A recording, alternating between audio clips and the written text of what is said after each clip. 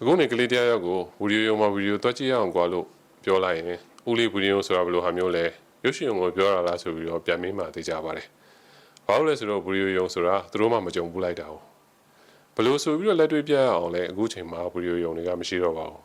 ။တကယ်လို့ကလေးတရားရောက်ကဗီဒီယိုရုံဆိုတာဘယ်လိုဟာမျိုးလဲလို့မေးလာခဲ့မယ်ဆိုရင်မိတ်ဆွေဆိုရင်ရောဘယ်လိုပြန်ပြောပြမှာလဲဗျ။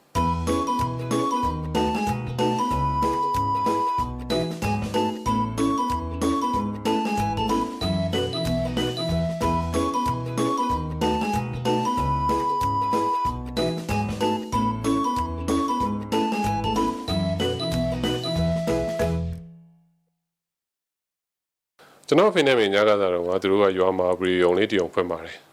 ကျွန်တော်မှတ်မိလောက်တဲ့အရွယ်လောက်ထိပဲဆိုပါတော့အဲ့လိုဗီဒီယိုရုံအကြောင်းပြောရမယ်ဆိုရင်ကျွန်တော်တို့လည်းတော်တော်ကိုအမှတ်တရဖြစ်ပါတယ်အခုဒီမှာကြည့်ရမယ့်ဗီဒီယိုရုံ၃ရုံကရိုက်ထားတဲ့နေရာတွေမတူသလိုမျိုးရိုက်ထားတဲ့ခုနှစ်တည်းလည်းမတူပါဘူးရင်ဦးဆုံးတော့မွန်ပြည်နယ်မူရုံဘက်ကဗီဒီယိုရုံတွေစီကိုတွားကြည့်ကြတာပေါ့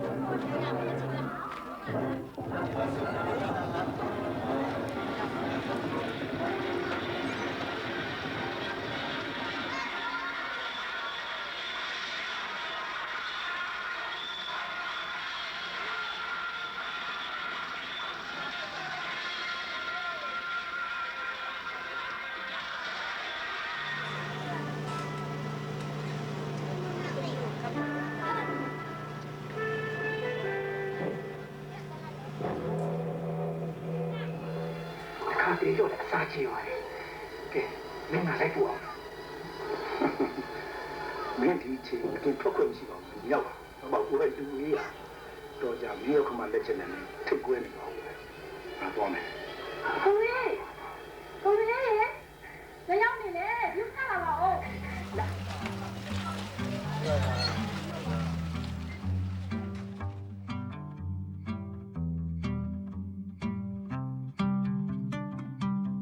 အခုကျွန်တော်တွေ့ခဲ့တဲ့မော်ဘီနယ်မူရုံဘက်ကဗီဒီယိုရုံတွေကပိတ်ကားနဲ့ပြတာမျိုးပါကိုရိုင်းဂျုံမူရာကတော့အောက်ဆက်နဲ့ DV နဲ့ပြတဲ့ဗီဒီယိုရုံမျိုးပဲကြုံမှုခဲ့ပါတယ်ရုံပေါင်းမှာလက်မှတ်ရောင်းတာမျိုးလည်းမကြုံဘူးပါဘူးကျွန်တော်ဘက်မှာတော့ရုံပေါင်းကနေပြီးတော့ပတ်စံကောက်တာမျိုးပါနေရာဒေသမတူလို့လည်းဖြစ်နိုင်ပါတယ်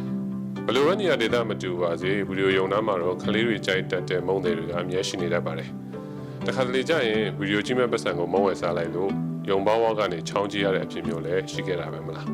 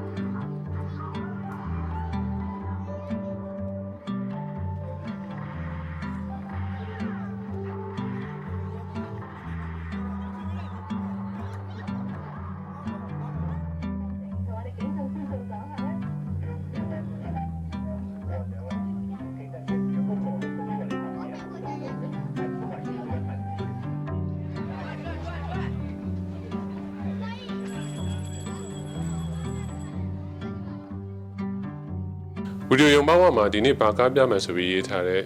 ဗီဒီယိုကြော်ညာဆိုင်းဘုတ်တွေကလည်းဗီဒီယိုရုံမှတ်တရတွေကတခုပါပဲ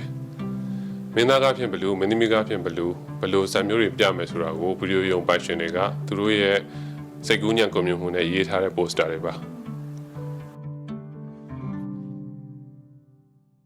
ဗီဒီယိုရုံတွေအကြောင်းပြောရမယ်ဆိုရင်18ရောက်စုကြည့်ရတဲ့လူကြီးကားတွေအကြောင်းကလည်းခြံထားခဲ့လို့မရပါဘူးအခုခေတ်လိုမျိုး online မှာလွယ်လွယ်ကူကူကြည့်လို့မရတော့ဗီဒီယိုရုံကိုပဲအားကိုးရတာပါ ပြတဲ့စကားကလည်းနောက်ကျမယ်ကားပိုစတာမှာလည်းနိုင်ငံခြားအချစ်ဆက်ကြမ်းဘာညာရေးထားမှဆိုရင်တော့သဘောပေါက်ပြီတော့ပေါ့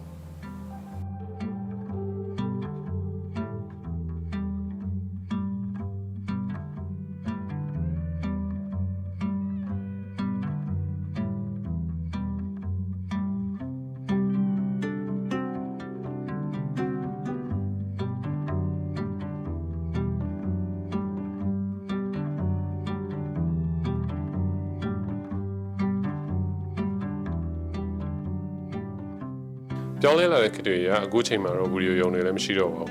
။တခုတည်းတော့ရှိနေတဲ့နေရာကတော့ကျွန်တော်တို့ရဲ့မှတ်ဉာဏ်ထဲမှာပါ။ဗီဒီယိုရုံဆိုတဲ့ဝေါ်ဟာရာကိုအတိအကျပြောပြနိုင်သူတွေကလည်းကျွန်တော်တို့နောက်ဆုံးဖြစ်မယ်လို့ထင်ပါတယ်။ဒါကြောင့်မို့လို့မိတ်ဆွေတို့ရဲ့ဗီဒီယိုရုံအမှတ်တရတွေကိုလည်းပြောပြပေးသားကြပါဦး။နောက်ထပ်ဗီဒီယိုတွေမှာပြန်ပြီးတော့တွေ့ရအောင်ပါ။